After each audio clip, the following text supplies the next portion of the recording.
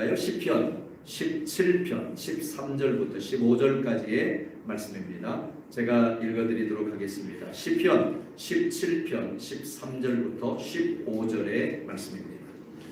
여호와여 일어나 그를 대항하여 넘어뜨리시고 주의 칼로 악인에게서 나의 영혼을 구원하소서.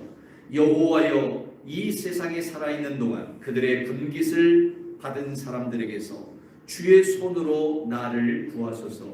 그들은 주의 제물로 배를 채우고 자녀로 만족하고 그들의 남은 산업을 그들의 어린 아이들에게 물려주는 자니이다. 나는 의로운 중에 주의 얼굴을 배우리니 깰 때에 주의 형상으로 만족하리이다. 아멘. 할렐루야. 우리 같이 찬송 한 장 하나님께 드릴까요? 452장 찬송입니다.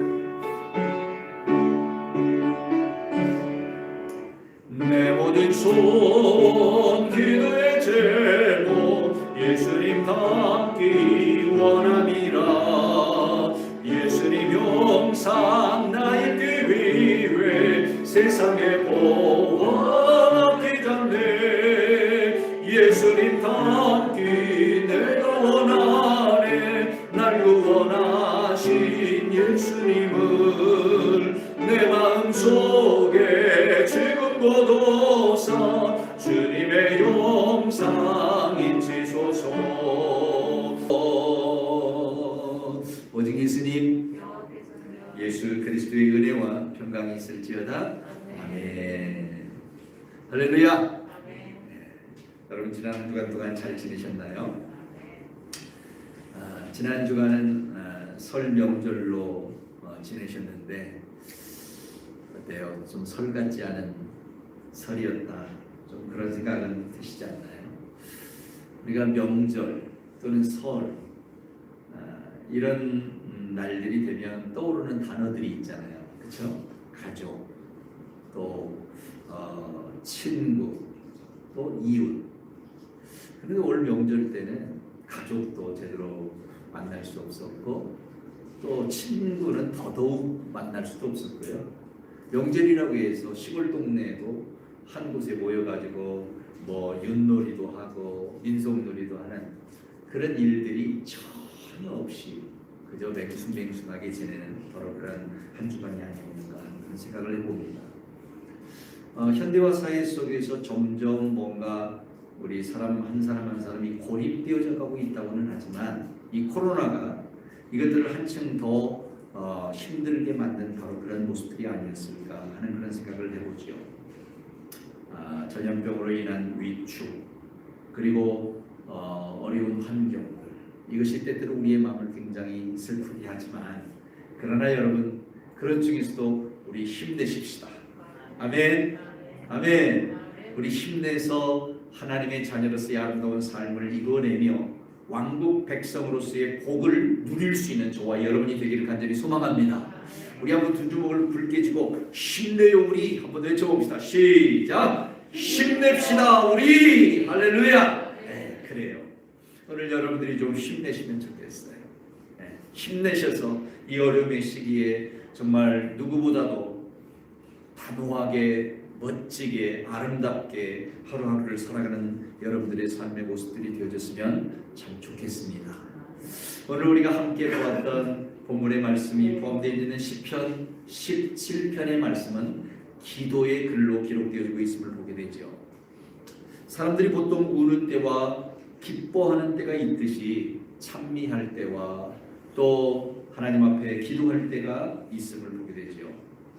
다윗은 오늘 시편에서 보니 고난 중에서 외적으로 사울 자기의 장인이죠. 왕이기도 하고요. 이 사울과 대립되어 있는 바로 그런 상태 가운데 있었고 그 자신의 내적으로는 큰 두려움에 휩싸여져 있는 바로 그런 모습을 우리는 읽어볼 수가 있습니다.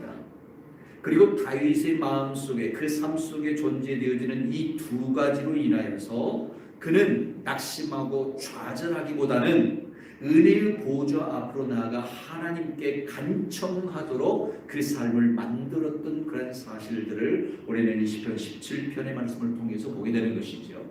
마치 오늘날 우리가 겪고 있는 이 어려움들, 그리고 우리의 마음의 갈등과 대립, 그리고 두려움들, 이런 순간 속에서 오늘 우리가 어떻게 이것들을 극복해 나가야 할 것인가 하는 것들을 다윗의 삶을 통해서, 그리고 다윗의 기도를 통해서 우리가 여실히 그 해결책을 찾아낼 수 있는 바로 그런 본문이 아닌가 하는 바로 그런 생각을 해보게 됩니다. 다윗은 이런 대립과 두려움 속에서 하나님께 간구하며 갈망함으로 하나님 앞에 자신의 심정을 털어놓게 되는데요. 오늘 우리는 이런 다윗의 갈망과 간구의 모습을 통해서 우리의 삶의 새로운 이정표를 만들어낼 수 있는 바로 그런 시간이 되어지기를 간절히 소망하는 마음으로 이런 제목을 한번 잡아봤습니다. 나의 생에 소원이 있다면. 한번 따라서 해볼까요? 나의 생에 소원이 있다면.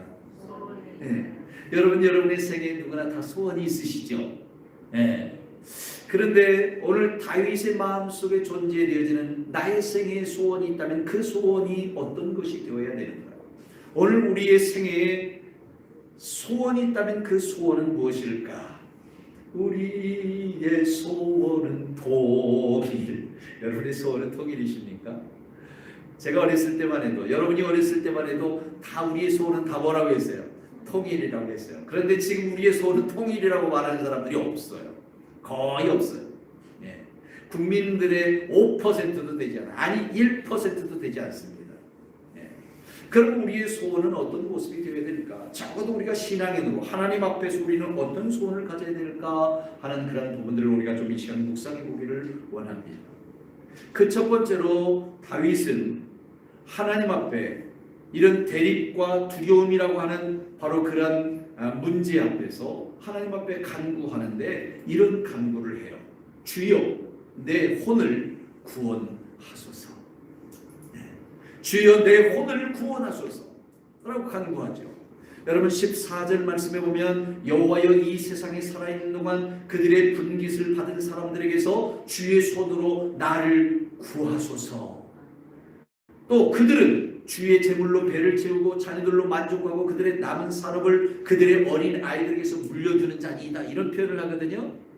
다윗이 세상을 바라볼 때 세상 사람들의 모든 모습들은 바로 이런 모습으로 자신을 향해서 도전하고 자신을 향해서 대립해오는 바로 그런 사람들로 보았던 것이죠.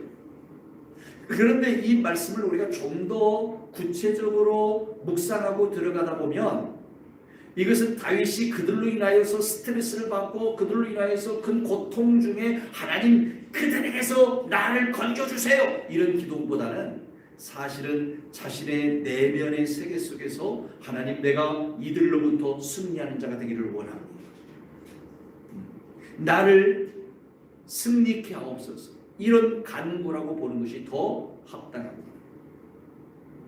여러분 이 말씀을 킹제임스 성경으로 보면 이렇게 해석되어질 수 있습니다.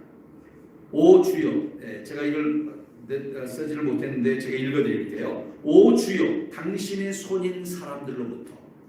그러니까 종종 하나님께서는 세상 사람들을 사용해서 믿는 자들을 어떻게 하기도 해요? 징계하기도 합니다. 하나님의 백성들을 징계해요. 하나님의 백성들이 잘못되어졌을 때, 죄악 가운데 있을 때 하나님은 세상의 손을 들어서 세상을 사용해서 하나님의 손이 세상을 사용해서 믿는 자들을 심판하기도 하죠. 이스라엘은 그런 경우들이 역사 속에서 수도 없이 많이 있었음을 우리는 성경을 통해서 보게 됩니다. 그 중에 하나가 애굽에서의 400년 종살이에요. 또 그 중에 하나가 바벨론에서의 70년 동안의 종살이에요. 이렇게 이방인들에 의해서 정복당하고 고통당하는 바로 그런 순간들이 있었는데 그것은 다 하나님의 계획 속에 있었던 거예요. 하나님의 백성들이 하나님 앞에서 바른 삶을 살아가도록 원하는 하나님의 뜻이었던 것이죠. 그래서 오 주여 당신의 손인 사람들로부터 세상이 하나님의 손이 되어버렸다는 거죠. 그리고 이 세상 삶에서 그들의 몫을 받은 사람들로부터. 이 말은 무슨 말이냐면 세상 사람들은 자신의 몫을 어디에서 찾아요? 세상에서 찾습니다. 그죠? 내가 일한 것에 대한 정당한 대가를 받으면 그것이 내가 분배받을 나의 몫이야라고 생각하고 그것으로 만족합니다. 그러나 믿는 성도들은 어떤가요? 세상에 분배되어진 것들로 인하여 만족하는 사람들이 아니죠. 하늘의 소망을 두고 있는 사람들입니다. 또 계속해서 이 14절을 킹림 성경으로 보면 이렇게 이야기할 수 있습니다. 그리고 당신이 당신의 숨겨진 보화로 그들의 배를 충만하게 하는 사람들로부터. 그러니까 하나님께서 주시는 복을 가지고 이 세상에 물질적인 복만을 추구하는 그런 사람들로부터 이런 말이에요. 그 사람들로부터 주여 나의 혼을 구원하소서. 여러분 킹제임스 성경에 보면 여기 my soul이라는 단어가 분명하게 들어가 있습니다. 나의 혼을 구원하소서. 이런 간구를 합니다. 나의 혼을 구원하소서. 그들은 자녀들이 가득하고 그들의 재산에 남은 것들을 그들의 아이들에게 물려줍니다. 그래요? 세상 사람들은 자녀가 많으면 뭐라고 해요? 다복하다라고 이야기합니다. 그리고 세상 사람들은 자신이 먹고 쓰고 남은 재산을 내 자식들에게 물려주는 것이 자랑스러운 거예요. 그렇죠? 이것은 한마디로 말하면 세상 사람들을 대표하는 서술입니다. 세상 사람들은 바로 이런 모습으로 그들의 삶을 만족하며 살아가는데 하나님, 저는 그 사람들과 뭔가 좀 다르기를 원합니다. 그 사람들로부터 오늘 내가, 내 혼이, 내 마음이 구원받는 하나님의 사람이 되기를 원합니다. 이 구원이라고 하는 단어는 단순하게 나를 저 사망의 늪에서 건져낸다 이런 말이 아니기보다는 여기서 사용되어지는 이 구원이라고 하는 말은 하나님, 내가 그들과 뭔가 구별되어지기를 원합니다. 내가 그들과 뭔가 성별되어져서 내가 하나님의 백성으로 하나님의 자녀답게 살아가기를 원합니다. 바로 이런 의미예요. 우리는 이 모습 속에서 세상 사람들의 어떤 특징을 네 가지로 살펴볼 수 있는데요. 세상은 때때로 하나님의 백성을 징계 삼는 하나님의 도구가 되기도 한다는 사실이죠. 두 번째로는 이 땅의 삶에서 자신의 분깃을 받고 살아간다. 내가 일한 만큼 대가를 받고 그 분깃으로 그 값으로 살아가는 그것을 만족합니다. 세상 사람들은 하늘의 보화로 자신의 육신적 배만 충만하게 살아가는 그런 사람들이라고 말할 수 있습니다. 또 세상 사람들은 자녀들로 만족합니다. 그죠? 자기 자녀들로 인해서 만족하고 자기의 유산을 대물림해주는 그것이 인생의 목표가 되어져 버린 바로 그런 모습들이 많이 있죠. 그래서 세상 사람들은 부동산, 동산 이런 것들을 어떻게 하면 내 자녀들에게 유산으로 상속시켜줄까, 어떻게 하면 세금을 좀 띄어먹고 세금을 좀 덜 내면서 이걸 할 수 있을까, 이런 궁리들을 참 많이 하게 되죠. 오늘 다윗은 그런 세상 사람들로부터 하나님, 내가 구별되기를 원합니다. 내가 뭔가 성별되어 하나님의 자녀로, 하나님의 백성으로, 하나님의 사람으로서 그 사람답게 살아가는 자들이 되기를 원합니다. 어쩌면 이렇게 지금 고백하고 있는 것이죠. 그런 모습에서 하나님, 주여 내 혼을 구원하소서, 이런 기도를 하고 있는 거예요. 여러분, 세상이 이런 모습이라고 한다면 이제 혼의 구원을 사모하는 자, 혼의 구원을 이루기를 원하는 자들은 그러면 어떻게 살아가야 될까요? 우리는 이 본문의 말씀을 통해서 역으로 그들을 추적해 볼 수 있는데요. 첫 번째로는 세상 속에서 받는 하나님의 징계에 대하여 중히 여기고 회개의 기회로 삼아야 된다는 거예요. 하나님께서는 이방 세상 사람들의 세상 사람들을 사용해서 믿는 자들을 징계하신다면, 징계를 받는 우리 성도들은 하나님의 이런 징계가 세상 사람들을 통해서 온다 할지라도 내 자신이 하나님 앞에 잘못된 것은 없는지 우리 자신을 돌아보고, 하나님, 내가 이런 부분에서 회개합니다, 하나님 앞에 고백하고 눈물로 나아갈 수 있어야 된다는 사실이죠. 두 번째로는 땅의 분깃보다는 하늘의 분깃을 사모하면서 살아가는 자가 되어야 될 줄로 믿습니다. 세 번째로는 하늘에서 받을 보화를 위해서 땅에서 어떻게 하는 자가 되어야 돼요? 심는 자가 되어야 되죠. 세상 사람들은 땅의 것을 먹고 그걸로 배부르면 되는 거였어요. 이 땅의 삶 속에서 하나님이 주시는 어떤 물질적 그 복으로 이 세상의 모든 것들을 만족하면 되는 거였어요. 그러나 오늘 우리 믿는 자들은 어떻게 구별되어야 될까요? 오늘 다윗의 기도는 이제 내가 이 땅의 것에 만족하지 않고 하늘에서 받을 보화를 위해서 땅에서 심는 자가 되겠습니다. 바로 이런 결단을 이루고 있는 것이죠. 실제로 갈라디아서 6장 7절과 8절을 보면 바울은 갈라디아 교인들에게 권고하기를 사람이 무엇으로 심든지 그대로 거둔다고 했어요. 무엇으로 심든지 그대로 거두리라. 자기의 육체를 위하여 심는 자는 육체로부터 썩어질 것을 거둔다. 내 육체만을 위해서, 물질적인 것만을 위해서, 내 배만을 채우기 위해서 심는 자는 이 육체로부터 썩어질 것을 거둘 수밖에 없지만 영을 위하여 심는 자는 영으로부터 영생을 거둔다. 할렐루야.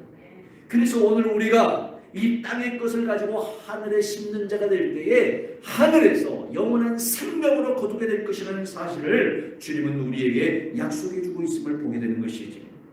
혼을 사모하는 자의 네 번째 바로 그런 모습은 무엇일까요? 그것은 바로 재물로 영적인 자녀들을 생산하는 일에 투자할 수 있어야 된다는 거예요. 세상 사람들은 자기 자녀들로 만족하고 또한 자기의 유산을 대물림해 주는 것에 목표로 삼지만 적어도 오늘 우리 그리스도인들은 어떤 삶을 살아야 돼요? 하나님께서 내게 주신 재물로 나를 위해서, 내 자녀들을 위해서만 사용하는 것이 아니라 영적 자녀, 복음으로 낳은 자녀들을 재생산해내고 그들을 위해서 투자하고 그들이 바른 믿음의 삶을 이루어 나갈 수 있도록 그렇게 힘쓸 수 있는 바로 그런 자들이 되어져야 된다는 사실이에요. 믿으십니까? 네. 근데 사실 다윗이 20편 17편에서 이렇게 기도하고 있지만 다윗의 삶의 모습을 보면 좀 그러지 않았던 것도 우리가 보게 되죠. 그래서 그런 결과로 그의 아들들로부터 반역을 당하기도 하고요. 자신의 아들 솔로몬에게 왕위를 물려주고 모든 재물을 물려주는 바로 그런 모습들도 우리에게 보여줘요. 하지만 다윗은 누구보다도 하나님을 사랑했고 하나님을 사랑하는 그 심정, 그 마음을 자기가 자녀들에게 심어주기를 원했던 사실들을 우리가 성경을 통해서 또한 찾아볼 수 있게 되는 것이죠.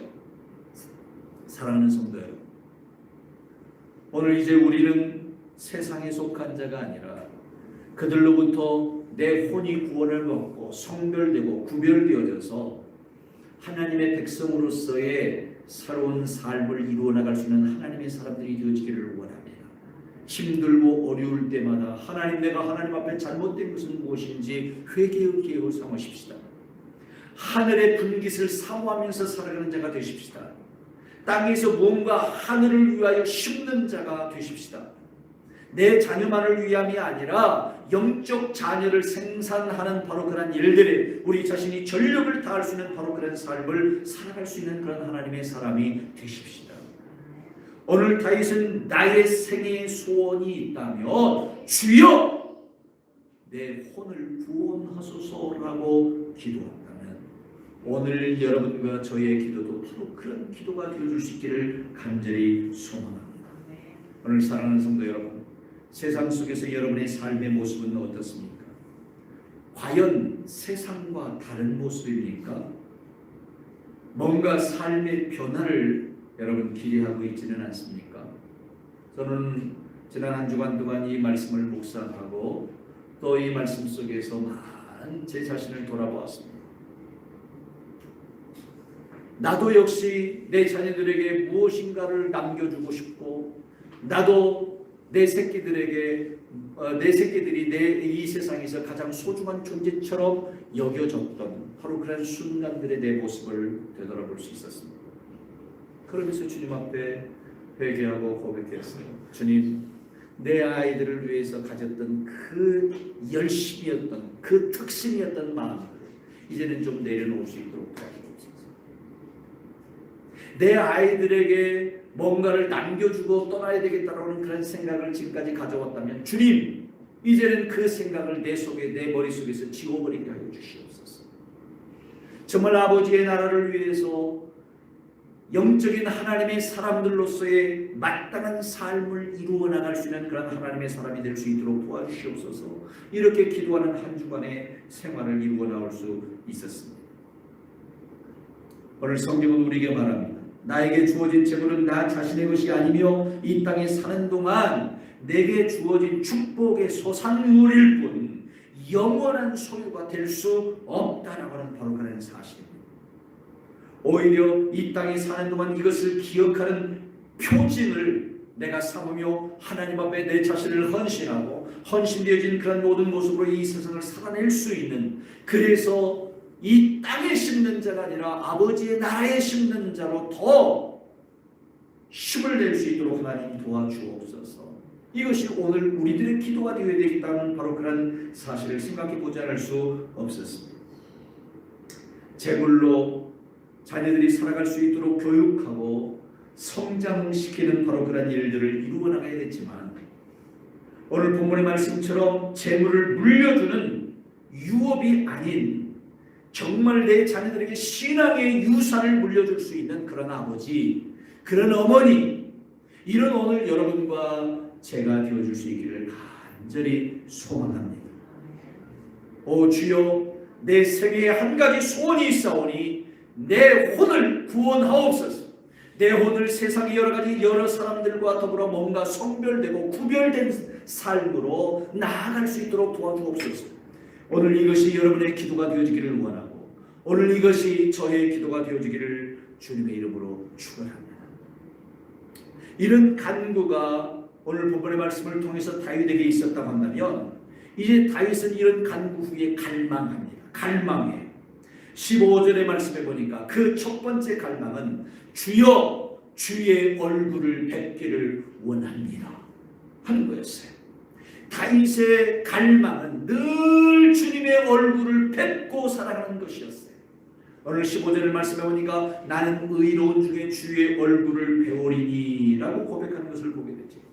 여기서 의롭다, 의로운 중에, 이 말은 히브리어로는 체테크라는 말이에요. 이 체테크라고 하는 말은 올바른, 공의, 공정, 의로움, 이런 의미인데요. 오늘 본문에서 사용되는 이 체테크라고 하는 단어는 어떤 의를 이야기하는가? 곧 하나님의 법을 준행함으로 하나님과 사람 앞에서 부끄러움이 없는 상태에 이르는 것 그 자체를 의미하는 말입니다. 예수님께서는 마태복음 6장 33절에서 말씀하기를 너희는 먼저 그의 나라와 그의 의를 구하라. 그리하면 이 모든 것을 너희에게 더하리라고 했어요.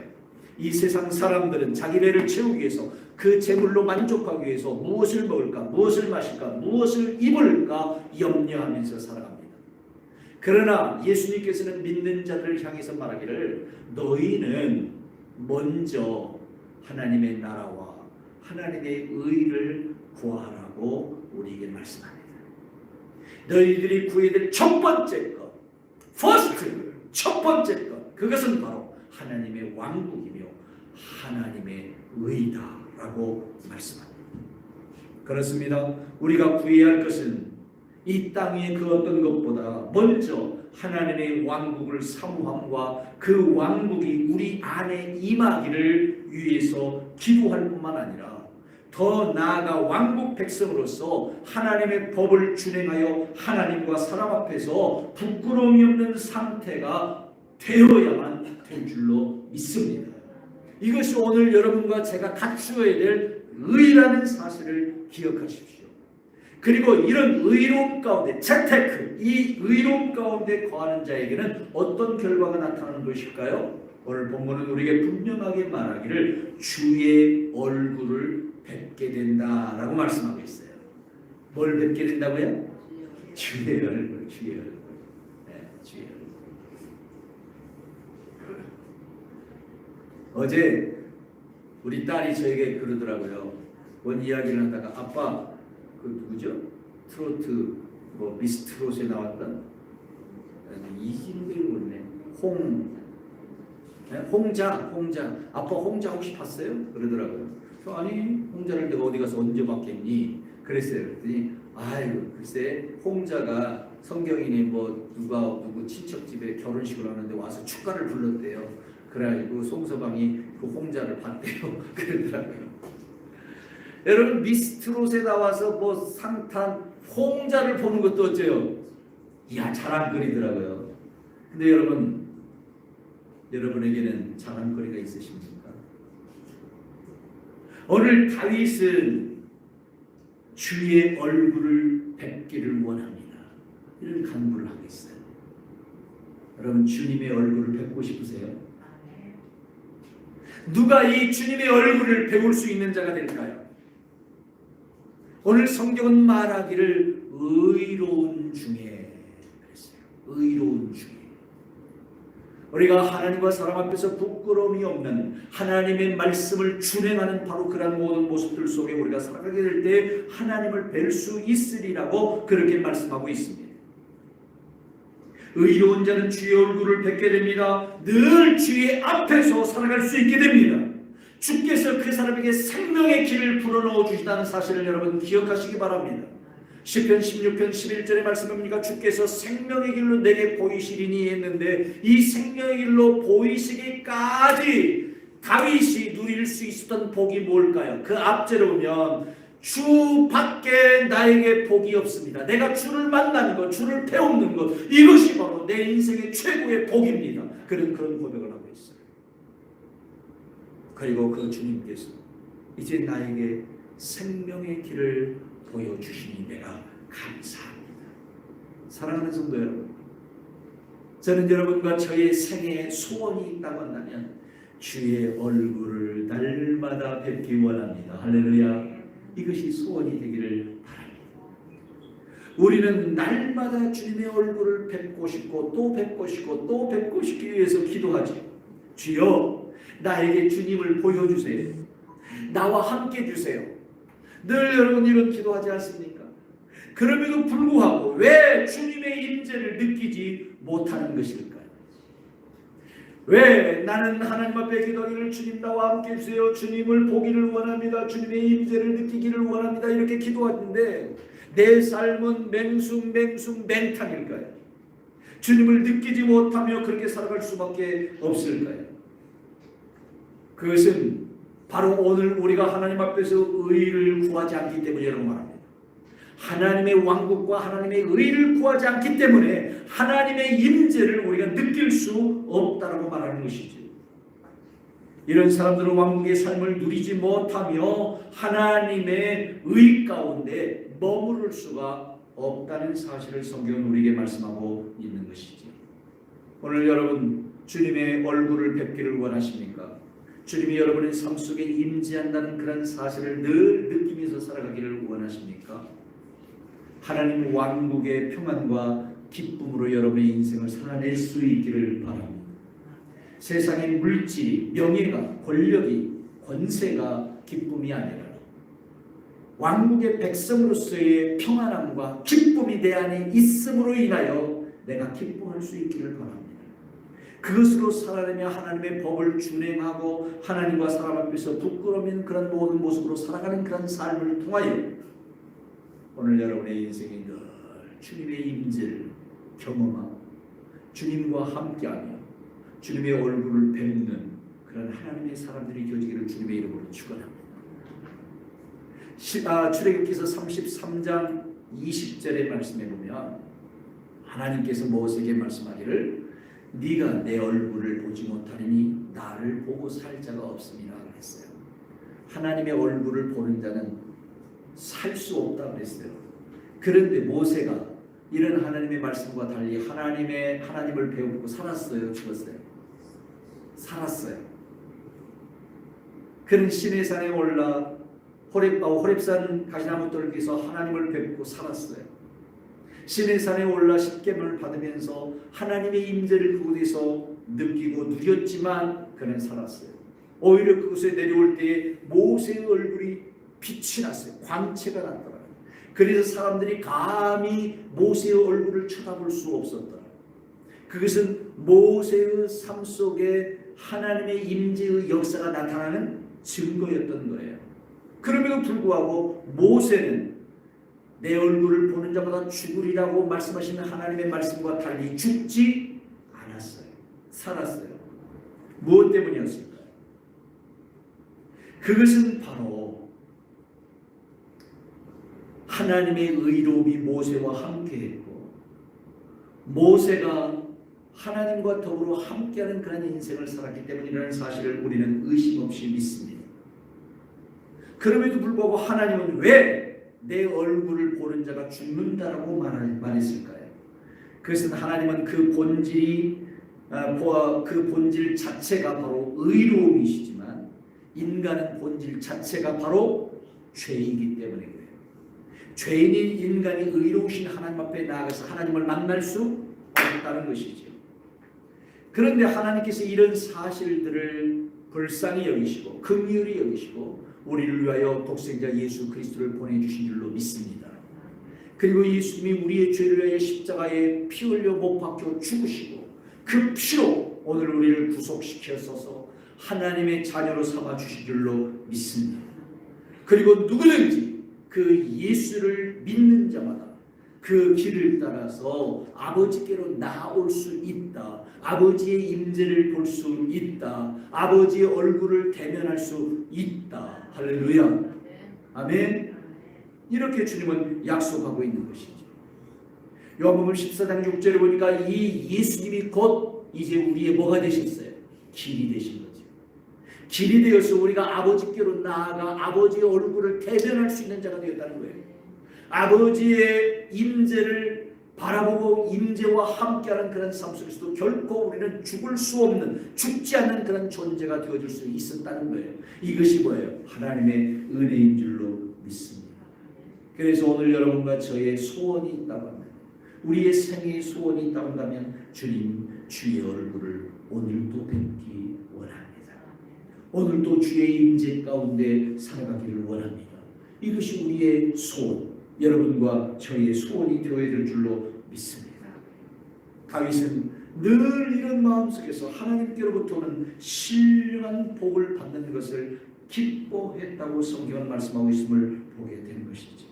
오늘 사랑하는 성도 여러분, 이런 신령한 복의 은혜를 오늘 하나님께서 여러분과 저에게도 주신 줄로 믿습니다. 바울 사도는 예배소 교회에 보내는 편지 가운데서 찬송하리로다 하나님 곧 우리 주 예수 그리스도의 아버지께서 그리스도 안에서 하늘에 속한 신령한 복을 우리에게 주셨다. 아멘. 이 신령한 복이라는 것은 어떤 복이에요? 하나님을 대면할 수 있는 복이에요. 하나님께로부터 오는 영원한 생명의 복인 줄로 믿습니다. 하나님께서는 오늘 여러분과 저에게 이런 신령한 복을 주셨어요. 이 복은 땅에 속한 복이 아닙니다. 배부르게 하는 복이 아닙니다. 따뜻하게 하는 복이 아닙니다. 목마르게 하지 않는 복이 아닙니다. 이 복은 하늘에 속한 복이에요. 신령한 복이에요. 영원한 복이에요. 아버지께서 주시는 복이에요. 할렐루야. 아버지께서 주시는 이 신령한 복을 다윗이 사모했다면, 모세가 사모했다면 오늘 저와 여러분들도 사모하는 자가 되어야 될 줄로 믿습니다. 그래서 주님, 오늘 저에게도 이 신령한 복 가운데 주의 얼굴을 뵙는 은혜를 허락하여 주시옵소서. 기도하며 주님의 얼굴을 뵙기를 확신하고 늘 소망하는 저와 여러분이 되어줄 수 있기를 주님의 이름으로 축원합니다. 여러분, 찬송가 243장을 여러분 잘 아시죠? 이 찬송은 우리가 장례식 때나 부르는 찬송처럼 그렇게 느껴지지만 아닙니다. 우리가 매일매일 불러야 되는 그런 찬송이라고 저는 생각됩니다.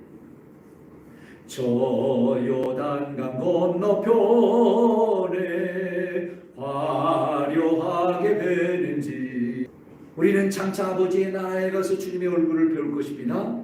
그러나 여러분, 그 왕국에서 뵙게 될 주의 얼굴, 그 왕국의 삶을 이 땅에 살아가면서 매일 매 순간 주님의 얼굴을 뵙기를 원합니다. 아멘. 아멘. 한번 이렇게 저를 따라서 해볼까요? 주님, 오늘도 주의 얼굴을 뵙기 원합니다. 네. 그저께 우리 준도 형제한테 전화가 왔어요. 갑자기.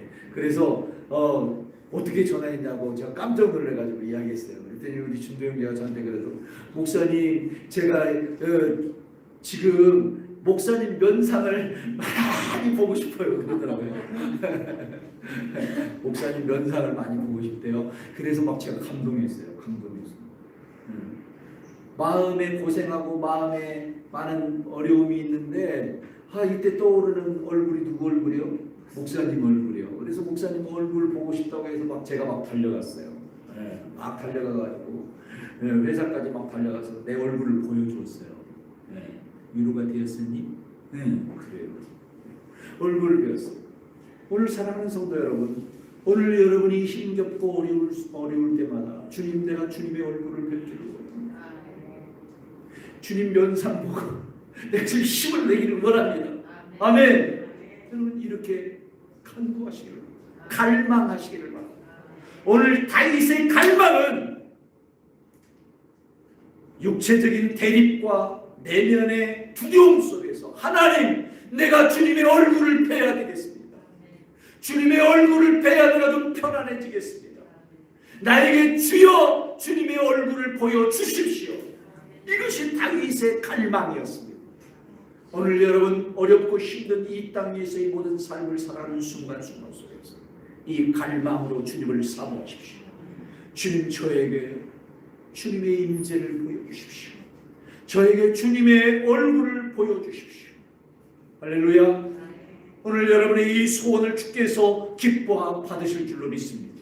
여러분의 그런 갈망을 기뻐 받으시며 주님이 말씀하기를 그래 내가 지금 여기 있다. 내가 여기 있어. 내가 너와 함께하고 있다. 내가 너의 속에 임재하고 있다. 주님이 우리에게 그렇게 말씀하실 줄로 믿습니다. 할렐루야. 오늘 본문의 말씀을 통해서 다윗은 세 번째 이런 갈망을 하나님 앞에 호소하고 주의 형상으로 만족하게 하소서. 한번 고백해 볼까요? 주여, 주의 형상으로 만족하게 하소서. 15절의 말씀을 보니까 깰 때에 주의 형상으로 만족하리이다. 다윗은 그렇게 고백했어요. 주님, 내가 이 고난의 자리에서 일어설 때에, 깰 때에, 어두움 가운데서 일어 깰 때에 내가 주의 형상으로 만족하겠습니다. 나로 하여금 주의 형상으로 만족할 수 있도록 도와주옵소서. 어쩌면 다윗은 그 자신 안에 하나님의 형상의 존재를 깨달았을 것입니다. 그리고 내 안에 존재하는 하나님의 형상이 회복되어져 그 회복의 은혜 속에서 내가 그것으로 만족하기를 원합니다. 그는 그렇게 갈망했을 것입니다. 주님, 내가 왕이 되는 것보다도, 내가 세상의 가장 큰 갑부가 되는 것보다도, 내게 12명의 아들이 있어 그 아들들이 나에게 효도를 하는 것보다도, 주님, 내 안에 하나님의 형상이 회복되어지고 그 형상이 내 안에 존재되지는 이것으로 인하여 내가 만족하게 하소서. 이것이 다윗의 갈망이었습니다. 오늘 시편은 이렇게 말합니다. 깰 때에 주의 형상으로 만족하리이다. 여기서 깬다라고 하는 말은 히브리어로는 쿠치라는 말입니다. 쿠치. 이 쿠치라는 말은 깨다, 깨우다, 일으키다 이런 표현이에요. 이 쿠치라는 단어를 우리가 두 가지로 유추할 수 있는데요. 하나는 아침에 잠자리에서 일어날 때의 이런 표현이에요. 아침에 잠자리에서 일어날 때, 다시 말하면 내가 매일매일의 삶 속에서 하나님의 형상으로 만족하게 하옵소서, 이런 표현이에요. 여러분 그러고 계십니까? 네? 제가 오늘 아침에 일어나서 제일 먼저 하나님 앞에 기도의 내용이 이거예요. 하나님, 오늘도 내 안에 역사하는 하나님의 형상으로 인하여 내가 만족합니다. 만족하게 하옵소서.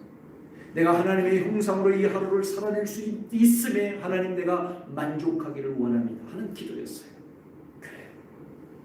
우리가 이 세상의 물질 때문에, 건강 때문에, 자녀 때문에 만족하는 것이 아니라 하나님의 형상으로 회복되어져 있는 내 모습으로 인하여서 주님, 내가 만족하기를 원합니다.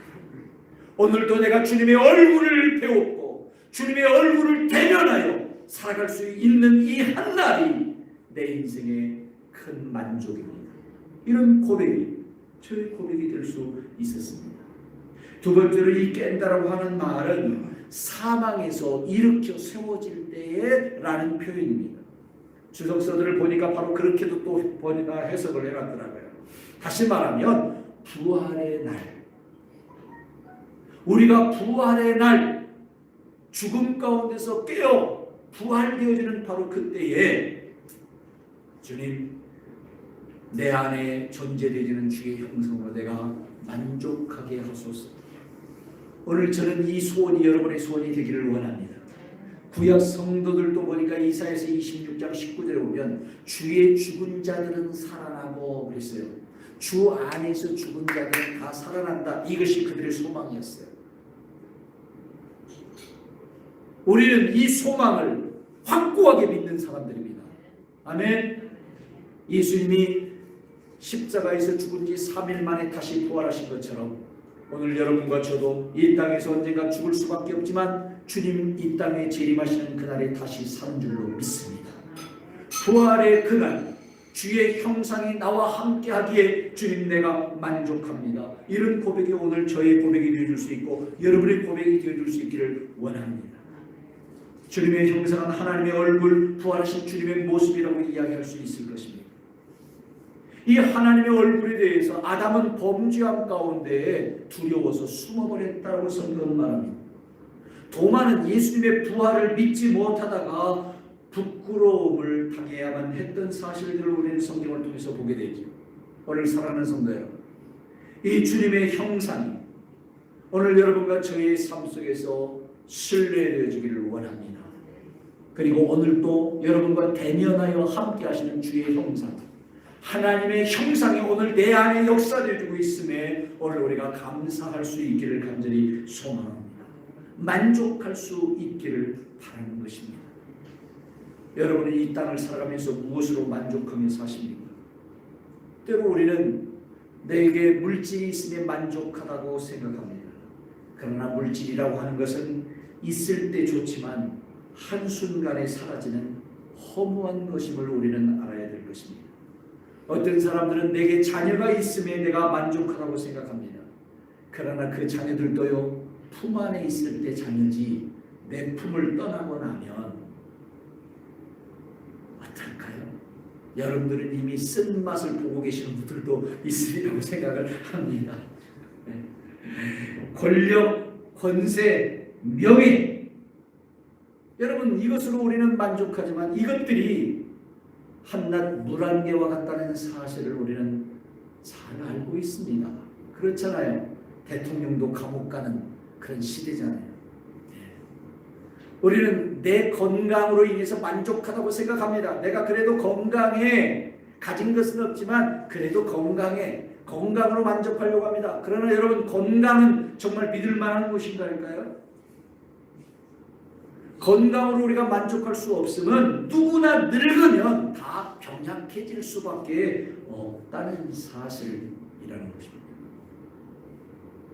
우리는 이런 부분들을 안다면, 그렇다고 한다면 무엇으로 만족하고 무엇으로 이 만족을 느끼며 살아야 하는 것일까요?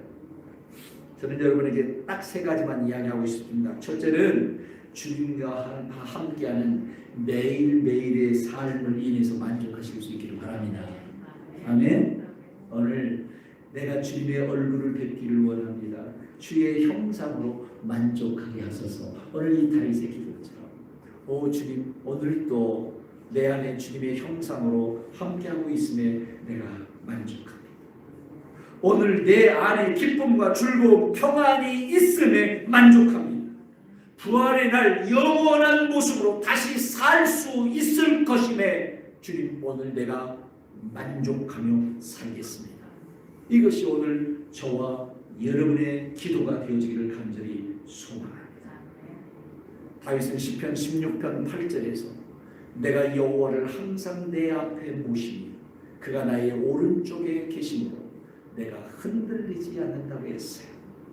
주님을 늘 대면하여 살았던 다윗, 주님의 형상으로 만족함을 누렸던 다윗, 그는 그랬기에 내가 어떠한 상황, 어떤 모습 속에서도 결코 흔들리지 않을 것입니다. 더 나아가 11절에서는 주께서 생명의 길로 내게 보이시니 주의 앞에는 기쁨이 충만하고 주의 우편에는 영원한 즐거움이 있나이다. 내가 이제 주님이 주시는 그 기쁨과 즐거움으로 내 인생을 당차게 나는 살아갈 것입니다. 이것이 다윗의 고백이었다고 한다면 오늘 여러분의 고백이 되어줄 수 있기를 주님의 이름으로 축복합니다. 아침에 자고 일어날 때에 주님이 여러분을 얼굴을 마주하며 웃고 계심에 행복하시기를 바랍니다. 저녁에 잠자리에 들 때 주님께서 지난 한 하루의 모든 삶 속에서 나와 함께 하심으로 주님께서 말씀하기를 얘야 오늘도 네가 수고했다라고 말씀하시는 그런 위로와 격려를 아끼지 않으심에 만족하실 수 있기를 바랍니다. 아멘. 그렇습니다. 다윗의 생에 한 가지 소원이 있다면 그것은 주님 내 혼을 구원하소서였습니다. 내가 주의 얼굴을 뵙기를 원합니다 였습니다. 주의 형상으로 만족하게 하소서. 이것이 다윗의 간구였고 갈망이었습니다. 아침에 주의 인자하심을 나타내시며 밤마다 주의 성실하심을 베풀이 좋으나이다. 여러분 이러실 수 있겠나요? 우리 같이 한번 찬양하십시다. 아침에 주의 인자하심을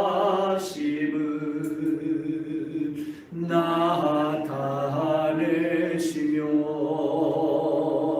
밤마다 주의 성실하심을 베품이 좋으나이다.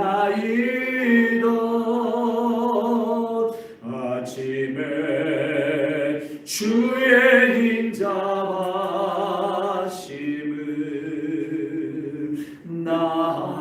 나타내시며 밤마다 주의 성실하심을